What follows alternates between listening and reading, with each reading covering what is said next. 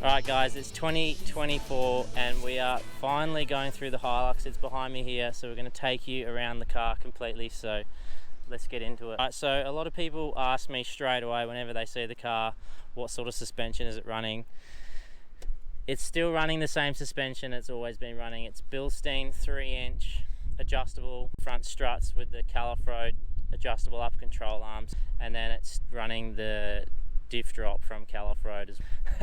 We've had the car now for 4 or 5 years and it's been our touring rig. We've gone all over WA. We're in the territory now, so that's where we're staying for a little bit, but I thought whilst today was a mint day, we're going to give you a full rundown of the car. So we'll keep walking around. That's the suspension in the front anyway, pretty much covered. Snorkel, fat bar snorkel, still on there. It's holding up pretty well. I have noticed though over the time it's starting to get a little bit of fade, but I just touch it up with a bit of polish and it usually comes back pretty good. Whilst we're here, I've got the MSA short mirrors. Shout out to Mitch, you're watching this. I haven't forgotten you gave me these for free and I still owe you some money for them, so make sure you hit me up. Pretty much keep walking around the car. We have Rhino Rack. A lot of people ask me about the Rhino Rack. I've actually cut it down with the grinder to fit the rooftop tent here, because that used to be a 1500 long Rhino Rack, and basically, yeah, I just chopped it down to fit the rooftop tent, because when I put the rooftop tent on, I also lowered the headboard so it sat down lower. Alright, so a lot of questions we've been asked is, what's the tray and canopy? Where did I buy the whole setup from? It's actually a TC box canopy. I've just Raptor coated the outside and left the doors powder coated white. It's a factory Toyota tray, same thing, Raptor coated, straight out of factory, that tray. And then I'm just running the Dun & Watson flared guards and the tapered toolboxes, and I just keep straps and spare parts and things like that inside here, which is pretty basic. And one thing to mention is these, I don't know why, they seem to be filling up with water. I've siliconed the bolt holes and everything like that, but every now and again it seems to just acquire a bit of water, which is just a bit weird. But anyway, whilst we're on this side of the car anyway, I'll show you this side of the canopy. So in here you can just see I've basically just bit of wood, like marine ply you call it, on the floor here. Yeah, marine carpet, run Velcro on little things like that, little handy things, just so you can move it around and stuff like that. But straight away you can see the big dog Redarc 2000 watt inverter that powers all our cooking stuff, whether it's coffee machine. We run a little mini Kmart air fryer, 900 watts, which is good for cooking up chips and potatoes and things like that. This is the new power source, the Allspark 200 amp hour slimline lithium, which I wish I bought that in the first place, because I first off had an AGM and then I went to the iTech World 125 amp hour lithium, and that, nothing against iTech World or anything like that, but it just died within 12 months. I don't know why, but yeah, just couldn't really keep up.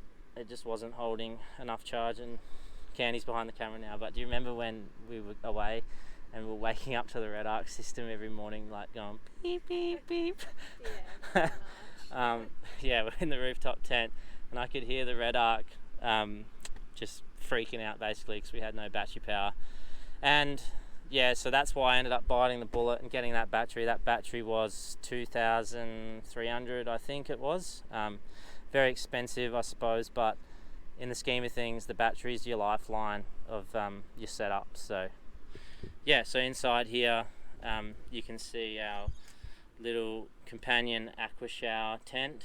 I'm not tent, sorry, I mean our little shower, which is pretty cool. We'll show you how we set that up and use that in a minute. That also has its own lithium battery in here, so you can turn that on, and still holding, credit to that, because that's still holding charge, and we haven't really charged it in ages. So that battery just powers the pump, and then you have the gas, the companion gas here, which is obviously your heating. So, and that is pretty handy, like a couple days in the sun, sand, heat, and then you have a shower and you're like ready to go again. Like you feel really good. So bit of a fire extinguisher just in case the whole thing burns down, but so far so good. On this side here, I'm just looking, it's all coming to me now. We just got another little 12 volt panel. I can turn that on, which powers up your USBs, and yeah, just USB ports there, little 6 port, which actually charges that lithium battery.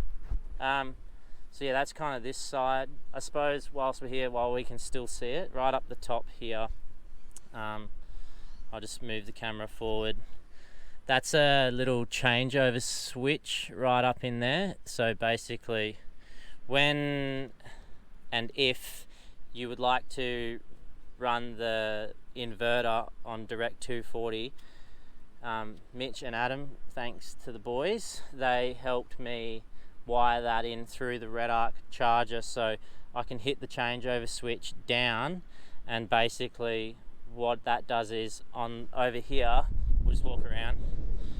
Over here you got a little port intake here, so you can plug into that if you're at like a campsite or something like that, and basically then the whole system will run on 240. So all your GPOs, sorry I'm just hiding over here because the wind's a bit windy over there, all the GPOs in the car will then run on 240, and it doesn't actually take power from the battery. So I guess if you wanted to, let's just say you're at a campsite at a caravan park and you wanted to run the air fryer for an hour and a half or something ridiculous because you wanted to cook a roast or something, you can basically just hit the changeover switch, plug the power in. But you could also just plug the power in directly to an oven if you wanted, and despite the car in itself. So it is handy, and if you have it up, plug it in, it'll still, the Manager 30 will still charge the battery like how it normally charges.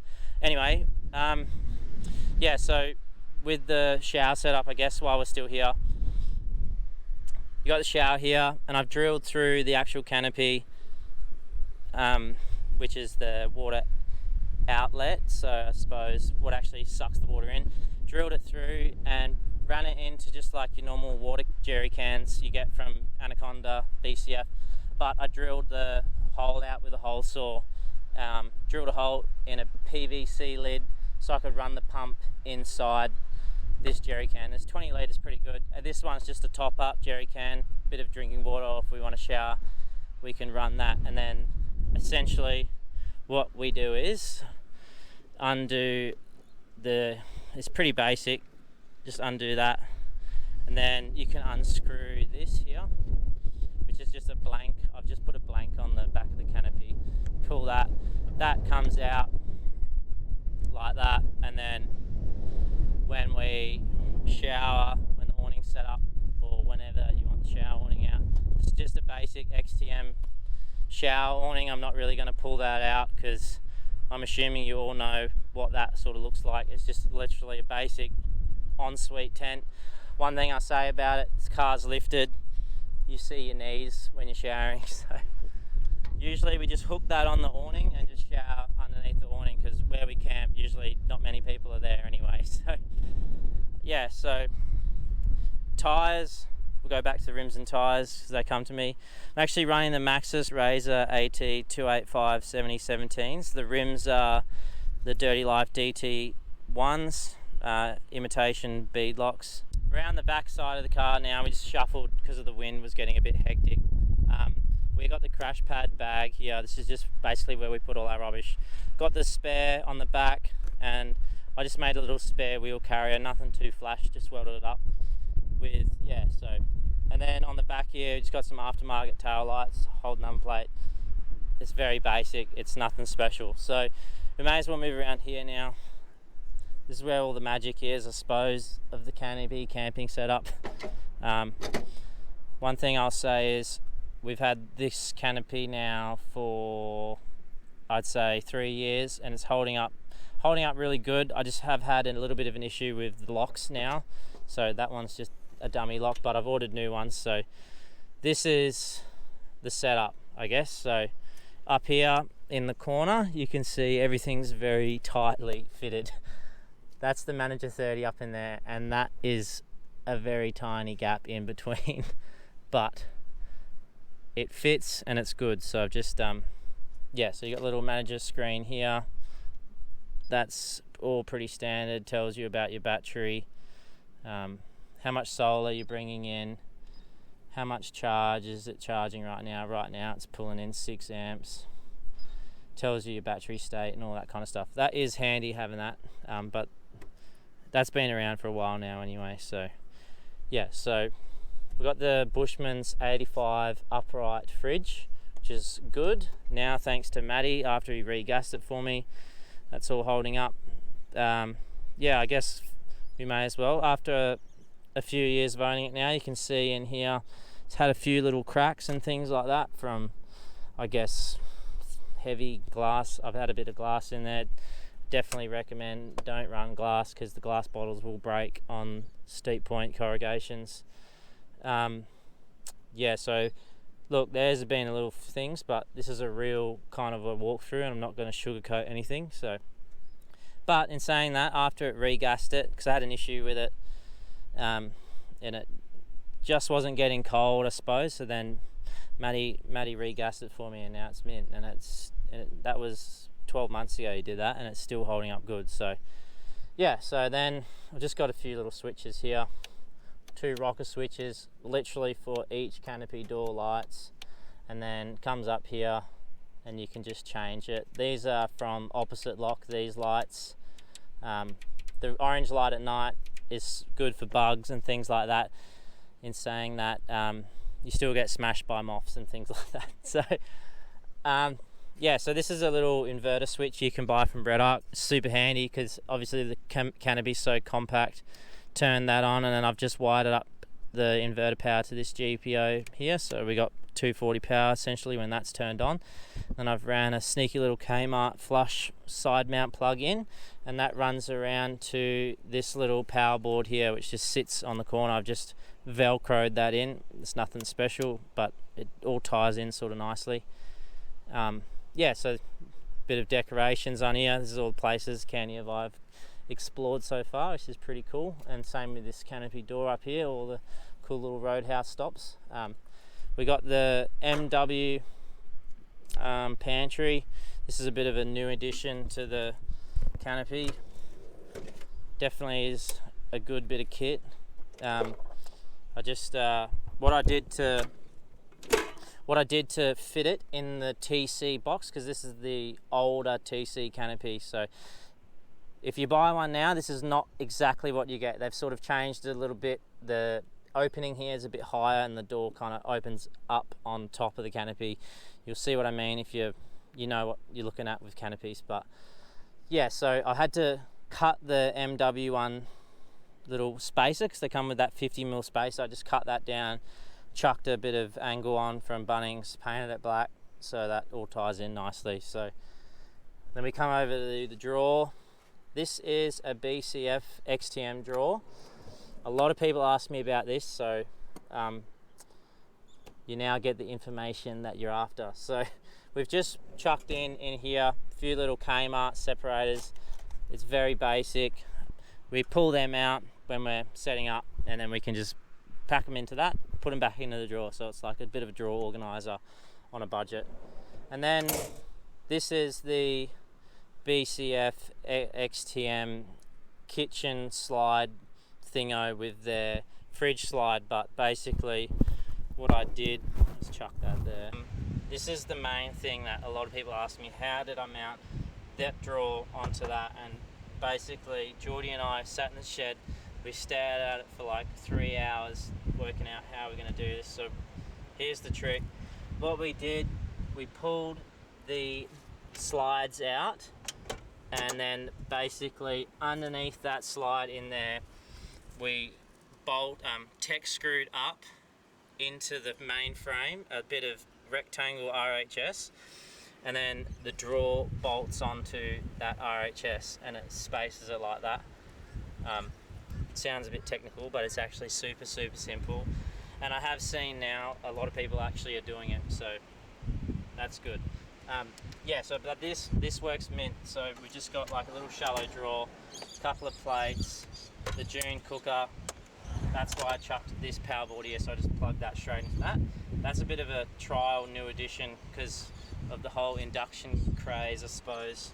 And I was actually quite happy with how it went, so I might put one of those Western housing induction cookers in here, but we'll see what happens in the future anyway. So yeah, so then you got the pull-out table on here, and then on here you can see the salt build-up and the rust.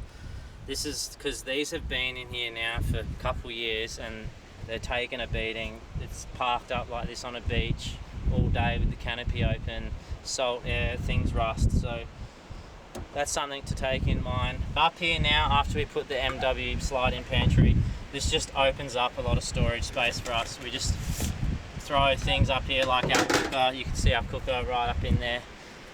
That's basically the cooker's little house, and then yeah, I suppose it's a little high extra table for when if we're cooking and things like that, we can pull stuff out of the fridge and chuck it up here.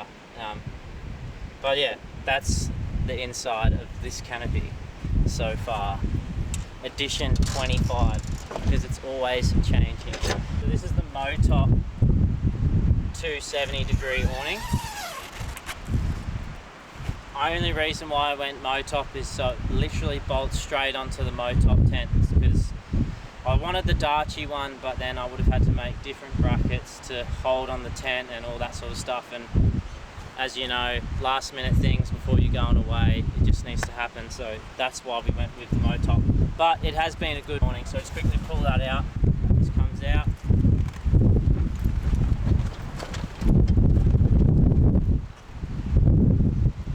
Alright, so that's the Motop setup.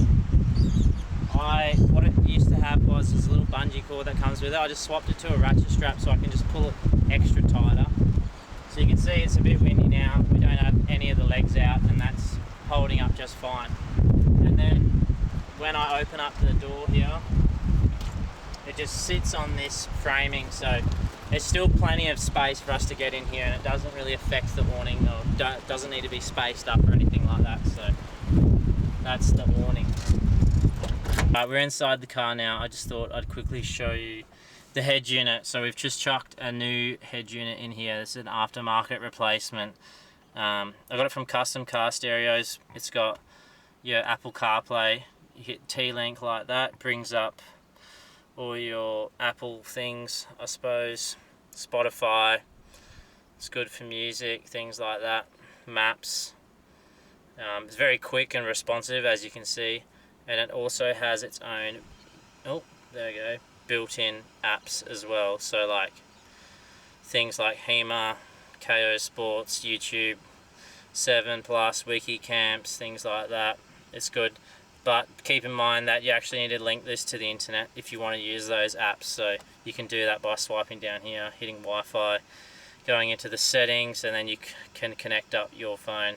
But this is super handy for when we're cruising along and we just need the maps or things like that, so we just crank that through there. It's definitely a really good upgrade for the Hilux than the head unit that was in it before.